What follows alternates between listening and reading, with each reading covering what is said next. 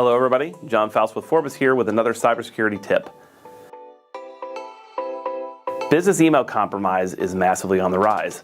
What that is an adversary takes over somebody's email account, generally looking to either gain access to their computer, gain access to another user who has more sensitive data than the person that they accessed, or to steal financial information.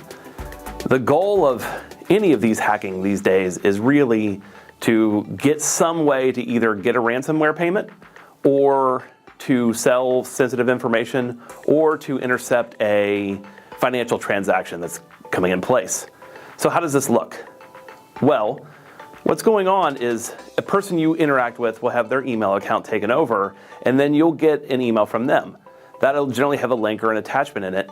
That link or attachment will take you to a website that generally asks for your Office 365 credentials. It'll be like, hey, I'm going to share this document with you and you need to put in your credentials to open it. If you see that happen, that needs to be a hard stop. Any site that's asking you for your credentials, if you're not expecting it, any attachment, if you're not expecting to need to put in your password, you need to have great skepticism. And don't reply back to the email that was sent to you. If the hacker has access to that user's email box, then you're just interacting with the hacker and they're going to tell you whatever you need to hear in order to get you to click on that info to steal your information.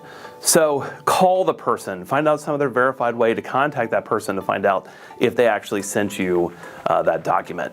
What we're seeing in the wild happen is they'll eventually get to the right person and they'll wait for a financial transaction to happen, and they'll jump in the middle of that transaction and either order lots of fake product and steal product that way from, say, somebody who is a retail shop, or they'll look to change the wiring information, or say an invoice will come through and it needs to be paid, and they'll say, hey, we have a change to our payment gateway, please pay us here, and they're looking for any way to try to steal the money as possible.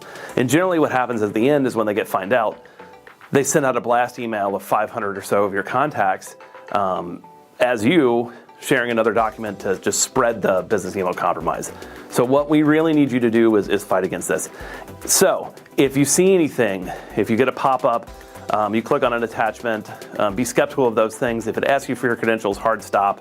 If you put in, if you open up attachment and it doesn't work, that's also a red flag as well. You'll want to contact your IT as immediately as possible. And there's things that your IT can do to look for the back end of this compromise. Looks for what's called indicators of compromise to find out if your account's been taken over. And any modern IT shop worth their weight in salt should be doing those sorts of things. So if you have any questions, you're worried about this, you're concerned about this, please reach out to us. We're here to help. All we want to do is make sure that we keep as many businesses and people safe as possible. And that really requires a group effort. Cybersecurity is not a one-stop shop. It's not a one-size-fits-all anything. It's a mindset. And so I need your help to do that as well as ours in order to do our best job. Once again, this is John Faust with Forbes.